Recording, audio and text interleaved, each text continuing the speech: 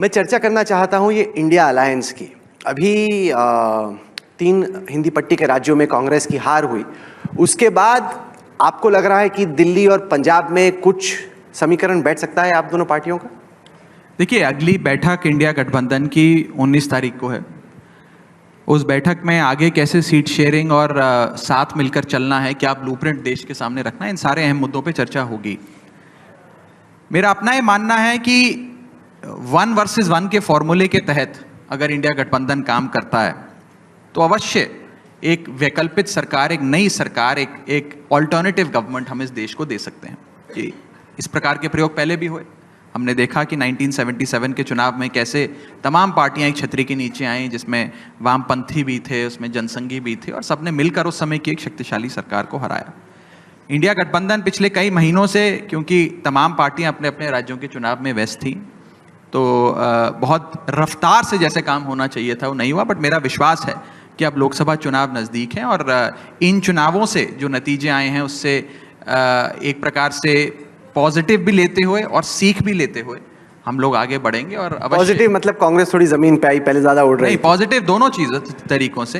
एक तो कि सब साथ बैठ के मिलकर कैसे इस देश को महंगाई बेरोजगारी मुक्त बनाना है उस पर काम करेंगे। और दूसरा जो मैंने आपको कहा कि 2019 के मुकाबले इस 2023 के विधानसभा चुनावों में इंडिया गठबंधन की जितनी पार्टियां थी जिन्होंने ये चुनाव लड़े, उन सबका वोट शेयर बढ़ा है। और कांग्रेस की जहां 2019 में इन 5 राज्यों में 6 सीटें थीं, अगर वही वोट शेयर जो आज उन्हें मिला 2024 के इलेक्शंस में मिलता है तो उनकी 22 सीटें बढ़ती हैं, 28 सीटें हो जाती हैं। बिल्कुल ऐसा होता है और होते हुए नजर आएगा। असेंबली के ट्रेंड को आप लोकसभा में ऐसे नहीं कहते। यही तो भाजपा कह रही है कि अब तो चुनाव ही मत लड़िए, क्योंकि 3 राज्य हम जीत गए, अब तो हम 24 जीतेंगे। मैं इसी बीजेपी के इस क्लेम को होक्स करार देते हुए ये कहना चाहता हूं कि अब इंडिया गठबंधन बैठेगा, दिल्ली पंजाब सब पे चर्चा करेंगे, बंगाल पे भी करेंगे, केरल पे भी करेंगे, यूपी पे भी करेंगे, और साथ आकर एकजुट होकर। आतिश जी, मैं चाहता हूं कि जो पीछे स्क्रीन पे तस्वीरें चलने वाली हैं उनको आप जरा गौर से देखें।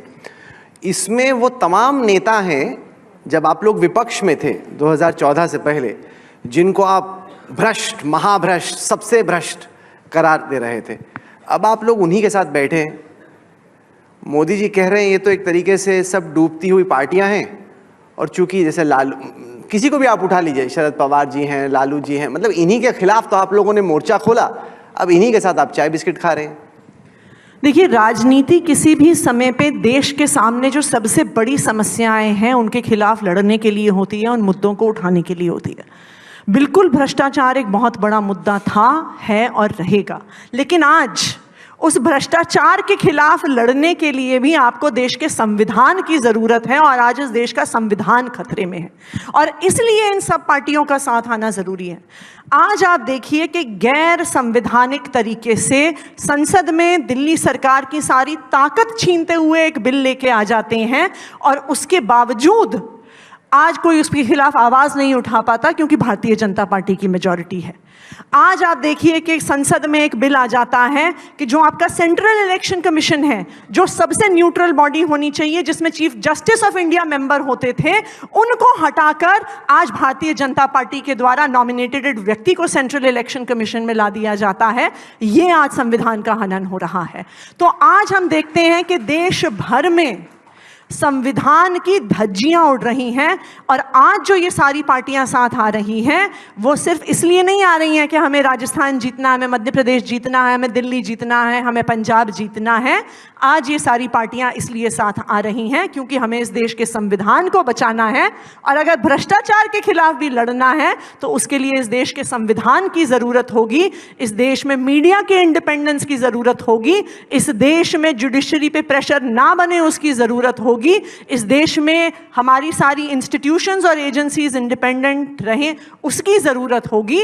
और इसके लिए ही इंडिया गठबंधन का साथ आना ना सिर्फ इम्पॉर्टेंट है बट बिल्कुल महत्वपूर्ण और बहुत ज़रूरी है। वो जो आंकड़े थे मॉर्निंग कंसल्ट के, वो बताते हैं कि 76% अभी भी मोदी जी की लोकप्रियता है। उसकी एक वजह यह भी है कि विपक्ष की कोई एक ठोस सोच नहीं है। आप लोग एंटी मोदी हैं, एंटी बीजेपी हैं, ये तो साफ है, लेकिन आप लोगों का कोई एक आइडियोलॉजिकल फ्रेमवर्क नहीं है जिसके तहत लोगों को लगे कि नहीं यार मैं इन पे विश्वास कर सकता हूँ। आपस में तो लड़ते रहते हैं, कभी आप एक दूसरे को भला बुरा बोलते हैं। अब ऐसे में क्या वो मैसेज है जिसको लेके आप जनता क्या जा रहे हैं राघव? यहाँ पर बैठे लोग क्यों दें आपको वोट? राहुल जी, किसी व्यक्ति या किसी पॉलिटिकल पार्टी से कम हम लोगों को तो कोई दुश्मनी नहीं है। हम लोग सब मिलकर एक बेहतर भारत की ओर काम करते हैं। चुनाव होते हैं, चुनाव में दो दो हाथ सारी पार्टियां करती हैं, तो इसमें कोई किसी व्यक्ति से दुश्मनी नहीं। एक चीज। दूसरी चीज, हमारा क्या आइडिया है? आपने कहा आपके पास आइडिया क्या है, क्या चीज है जो आप लोगों के पास लेकर जाते हैं? राहुल जी, जब आम आदमी पार्टी शुरू हुई थी तो हमने कहा था कि हम राजनीति करने नहीं, राजनीति बदलने आए।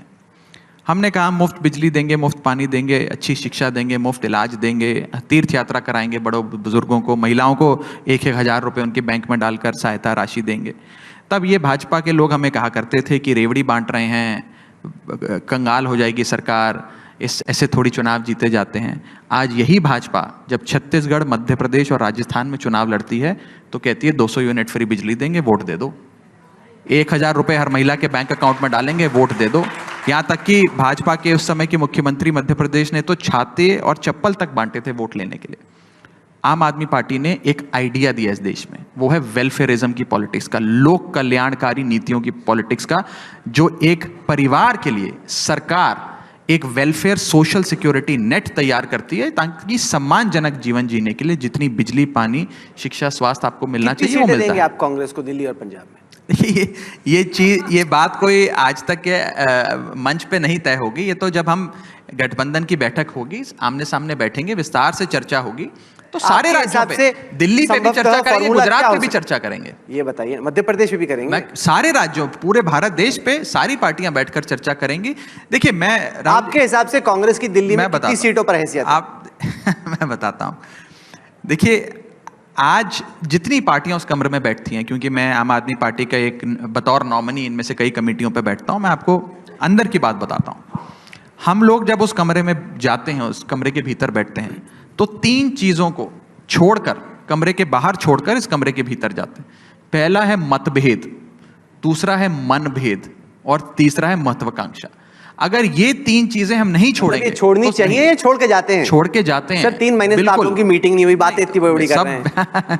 आपको कैसे पता? वो सब हो सकता है हम रोज सुबह फोन पे बात करते हैं, हो सकता है हम रोज जूम पे मीटिंग करते हैं, हो सकता है हमारी गूगल मीट मीटिंग आज शाम को भी हुई थी। सर, आप लोगों के यहाँ कुछ सीक्रेट रहेगा नहीं? आप बीजेपी थोड़ी की सीक्रेट बचा के रखें। आप कितने लोग हैं वो कुछ ना कुछ बता ही देंगे। अभी हमने बहुत बातें आपसे छुपाई हुई हैं, चिंता नहीं करिए। लेकिन कहने का मतलब मेरा ये है कि अगर ये तीनों चीजें, 3 म से शुरू होने वाले शब्द, मतभेद, मनभेद और महत्वाकांक्षा, अगर ये तीनों हम छोड़ दें तो साथ आकर हर सीट पर, हर राज्य की बात करेंगे, सीटों के बंटवारे पे भी बात करेंगे, चौथा मिलकर चुनाव लड़ने की बात, जो कि आपकी सबसे बड़ी समस्या है एक्चुअली, वो है मोदी। लेकिन अगर हम उस मुद्दे पे अभी आएंगे तो बहस लंबी चलेगी। घड़ी ये संकेत दे रही है कि वक्त खत्म हो चुका है। आतिशी जी, आप आई, और राघव भाई आपको मुबारक भी। बहुत बहुत शुक्रिया। आप कह रहे हैं कि आप ध्यान कर रहे हैं, मतलब काफी, मतलब अलग एक नया रूप हम लोगों को देखने को मिल रहा है। आप भी करिए मेडिटेशन शुरू, अगर नहीं करते आपकी जिंदगी में भी अच्छा प्रभाव आएगा।